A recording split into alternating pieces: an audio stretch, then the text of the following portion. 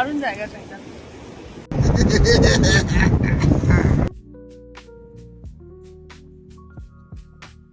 ভোর 4টে উঠে রেডি হয়ে চলে গিয়েছিলাম আমরা ওয়াচ টাওয়ার সাফারি কাউন্টারে। টিকিট কেটে উঠে পড়লাম আমরা আমাদের নির্ধারিত গাড়িটায়। বেরিয়ে পড়লাম চাপড়ামারি জঙ্গলে। বেশ ঠান্ডা, বাইরেটা পুরো কুয়াশা।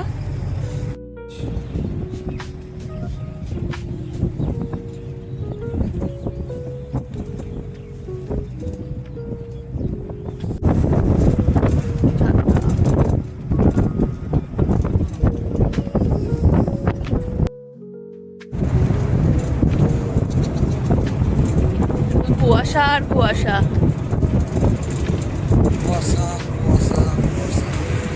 সকালবেলা কটায় উঠলাম? 4:30 নাগাদ উঠেছি। উঠে রেডি হয়ে তাও যাত্রা প্রসাদের জন্য ট্রাই করেছিলাম, কিন্তু পেলাম না। সেই জন্য চাপড়ামারির থেকে আজকে আমাদের চলে যাওয়া আছে আবার ঋষভে, সেই জন্য মর্নিং উঠেই নিতে হতো। এই রাস্তাটা দিয়েই কালকে ঝালং বিন্দু গিয়েছিলাম।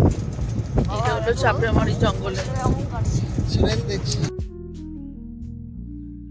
এটা এন্ট্রান্স চাপড়ামারি ওয়াচ টাওয়ারে যাওয়ার।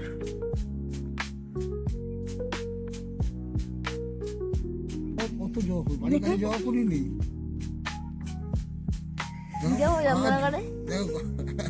গাছ ভরে দেখেছি বিশাল গাছটা ভরে জবা ফুল। হ্যাঁ, এখানে কি জবা ফুল।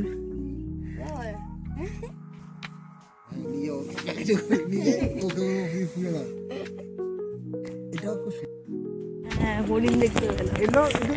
এটা কোন হরিণ?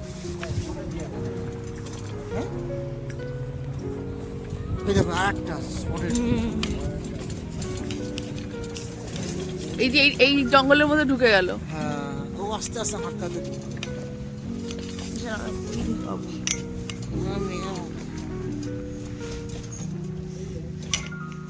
কই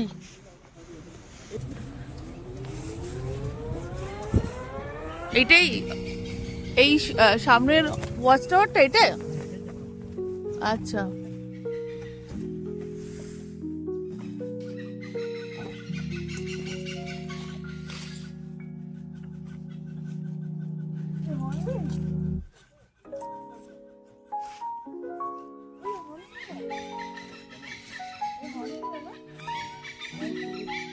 কোথায় বাইনোকুলারটা বার করো বাবা।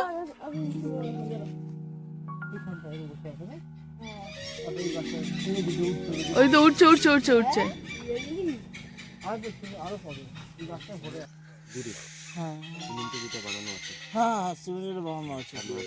তো এখানে আচ্ছা আসে, মানে এখানে রোজ কেউ কেউ দিয়ে আছে। এই জল খাওয়ার জায়গাটা কি ন্যাচারাল না করা হয়েছে ওদের খাওয়ানো? গাছের তলায় দেখতে পাচ্ছিস? এটা কি এই হলো আমাদের দেখা। জঙ্গলটা অনুভব করি। হ্যাঁ,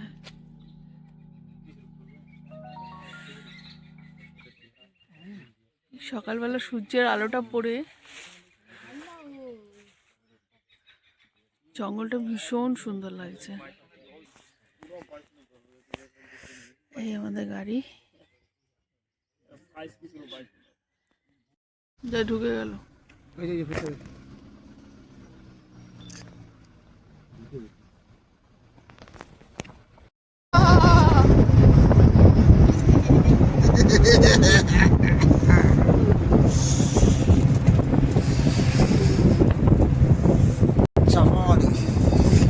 ফিরছি আমরা এখন। যাই হোক, একটা লাইফ টাইম এক্সপিরিয়েন্স হলো।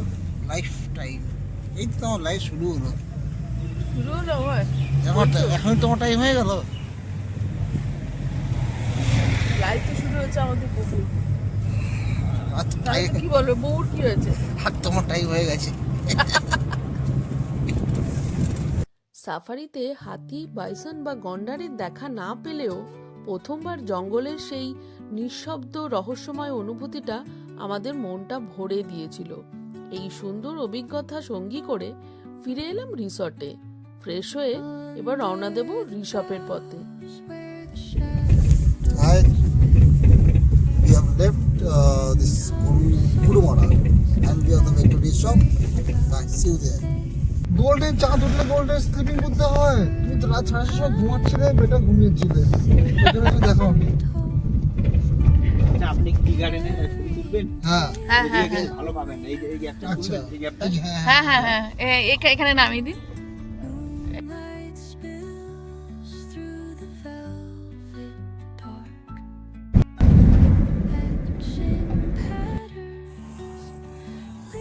ডুয়ার্স থেকে ঋষভের পথে সারি সারি চা বাগান আমাদের চোখ জুড়িয়ে দিয়েছিল। সবুজের নানা শেডে মোড়া পাহাড়ের গা যেন এক বিশাল প্রাকৃতিক ক্যানভাস। পথে চা বাগানের শ্রমিকদের কাজের ব্যস্ততা আর ছোট ঝুপড়ি ঘর পুরো ছবির মতন সুন্দর লাগছিল।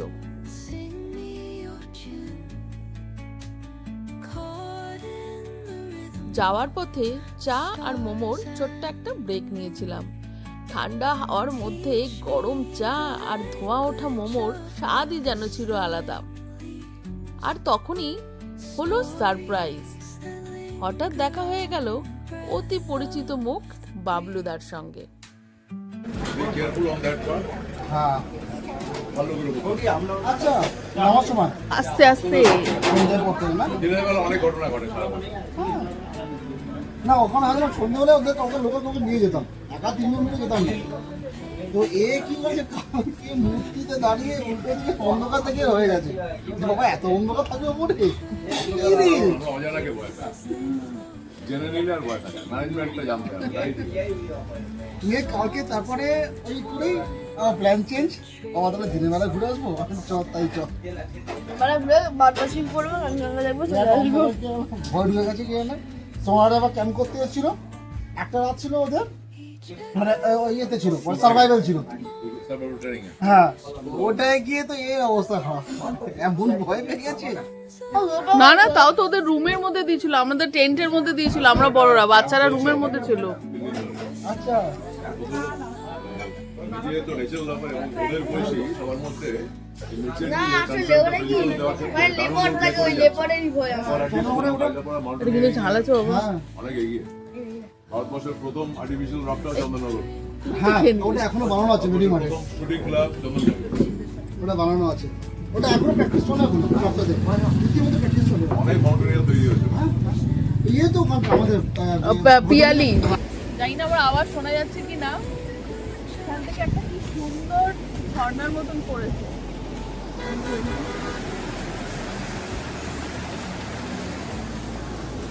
ঋষভ যাওয়ার পথে দাঁড়িয়েছি এখানটায় একটু চা খেতে, চা মোমো খেলাম, খুব সুন্দর।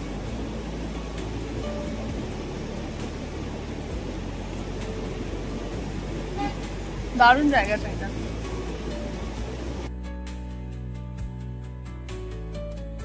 ডুয়ার্সের সেই মন ভোলানো দৃশ্য পেরিয়ে পাহাড়ের আঁকাবাঁকা পথে পাইন গাছের বনের ফাঁক দিয়ে যেতে যেতেই এসে পৌঁছে গেলাম ঋষভে। এই আমাদের হোমস্টে, হেরিটেজ হোমস্টে।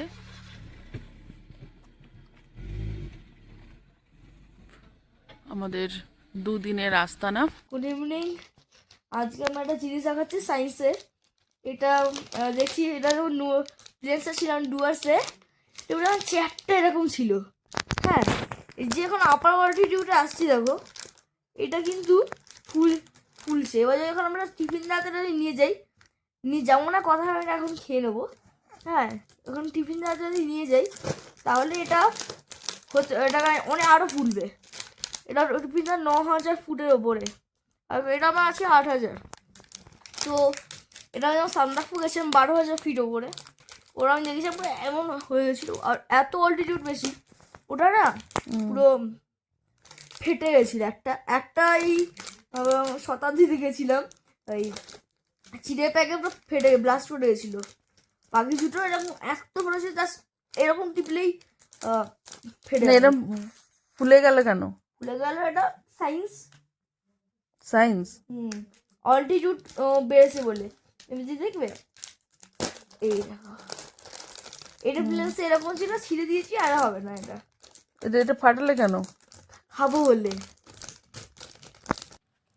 সন্ধেবেলায় এতটাই ঠান্ডা ছিল যে রুমের বাইরে পাই রাখতে ইচ্ছে করলো না, তাই রুমের মধ্যে সেরে নিলাম স্ন্যাক্স আর লাঞ্চ। তারপর আরাম করে শুয়ে পড়লাম। কাল যাব টিফিন দ্বারা ভিউ পয়েন্ট, তাও আবার ট্রেক করে।